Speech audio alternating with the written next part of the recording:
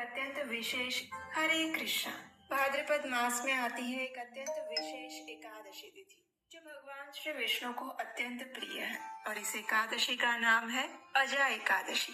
इस तिथि को अन्नदा एकादशी के नाम से भी जाना जाता है। तो चलिए चातुर्मास की इस अत्यंत पवित्र और परम मंगलमयी अजा एकादशी की कथा का श्रवण करते हैं। एक समय युधिष्ठिर महाराज ने भगवान श्री कृष्ण से कहा, हे द्वारिकानाथ, कृपया अब आप मुझे भाद्रपद मास के कृष्ण पक्ष की एकादशी तिथि के बारे में बताइए। इसका नाम क्या है, इसका पालन कैसे करना है और क्या प्राचीन काल में किसी ने इसका पालन करके पुण्य अर्जित किया था? तो इसका उत्तर देते हुए भगवान श्री कृष्ण कहते हैं, हे राजन, भाद्रपद मास के कृष्ण पक्ष में आने वाली एकादशी का नाम है अजा एकादशी। इस एकादशी व्रत करने से सभी पाप नष्ट हो जाते हैं।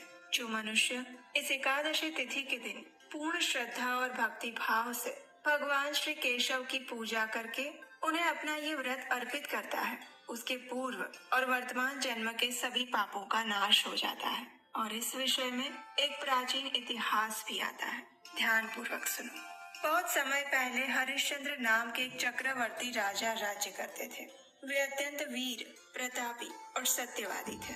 उन्होंने किसी अज्ञात कर्म या फिर प्रतिज्ञा के कारण अपने राज्य को त्याग दिया था। संयोग ऐसे बन गए कि उन्हें अपनी स्त्री यानी कि पत्नी और अपने पुत्र को भी त्यागना पड़ा और उन्हें स्वयं एक चांडाल के घर पर सेवक बनकर रहना पड़ा। वे चांडाल के घर पर रहकर भी कर के रूप में मृत्यु के समय उड़ाया जाने वाला वस्त्र आदि लेने का काम करते थे। लेकिन इतने आपत्ति के समय में भी उन्होंने कभी भी सत्य को नहीं त्यागा था। वे सत्यवादी थे। कठिन से कठिन परिस्थिति में भी अपने सत्य प्रतिज्ञा व्रत का पालन करते थे और इस प्रकार करते हुए अनेक वर्ष बीत गए। प्रायः उन्हें अपने इस कर्म पर बड़ा दुख होता रहता और उससे मुक्ति प्राप्त करने के लिए वे विभिन्न उपाय ढूंढते रहते। उन्हें हर समय यही चिंता रहती थी कि आखिर वे क्या करें, किस प्रकार पुनः अपनी लुप्त संपत्ति और अपने परिवार से पुनर्मिलन हो सके। इस प्रकार एक दिन वो चिंता में मग्न बैठे हुए थे। उस समय राजा के पास गौतम ऋषि आए। राजा ने उन्हें देखकर अत्यंत विनम्रता से प्रणाम किया और हाथ जोड़कर अपना संपूर्ण दुख वृत्तांत कह सुनाया। दयालु महर्षि गौतम ने आश्चर्यजनित होकर राजा से कहा, हे राजन, आप तो सत्यवादी हैं।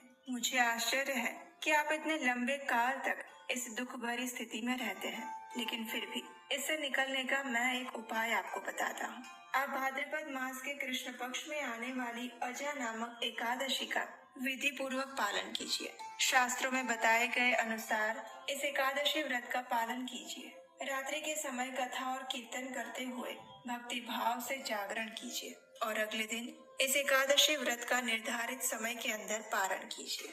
इस प्रकार अजा एकादशी का पालन करने से आपके संपूर्ण पाप कर्म नष्ट हो जाएंगे और इसके प्रभाव से आपका वैभव आपको पुनः प्राप्त होगा। ऋषि की बात सुनकर राजा अत्यंत प्रसन्न हो गए और फिर वहाँ से गौतम ऋषि चले गए। आने वाले समय में जब अजा एकादशी आई तो राजा हरिश्चंद्र ने मुनि गौतम के कहे अनुसार पूर्ण भक्ति भाव, श्रद्धा और आदर के साथ उस अजा एकादशी व्रत का पालन किया। रात्रि को भगवान का कीर्तन करते हुए जागरण किया और उसके प्रभाव से राजा के सभी पाप नष्ट हो गए। उस समय स्वर्ग में नगाड़े बजने लगे।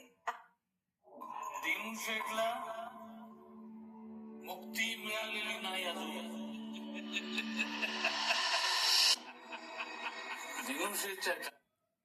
आकाश से पुष्प वर्षा होने लगी। उन्होंने अपने समक्ष ब्रह्मा जी, भगवान विष्णु, भगवान महादेव इत्यादि सभी देवताओं को उपस्थित पाया और उसी क्षण उनका मृत पुत्र भी जीवित हो गया और उन्होंने अपनी पत्नी को आभूषणों से युक्त होकर देखा।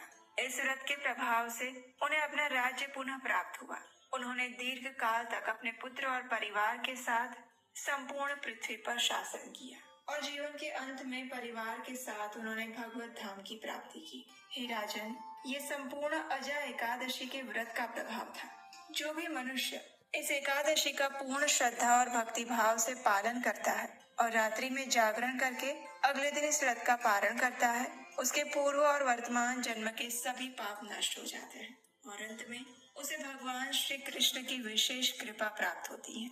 जो मनुष्य इस कथा का श्रवण भी करता है उसके जीवन में भी पूर्व काल के समस्त पाप उपस्थित नहीं रहते, उनका तत्क्षण नाश हो जाता है। और हाँ, अगर आप हमारे इस वैदिक ज्ञान के प्रचार कार्य की सराहना करते हैं और इस कार्य में अपना योगदान देना चाहते हैं तो स्क्रीन पर नंबर दिया गया है, वहाँ आप हमें आर्थिक रूप से अपनी सहायता भेजकर भी हमारा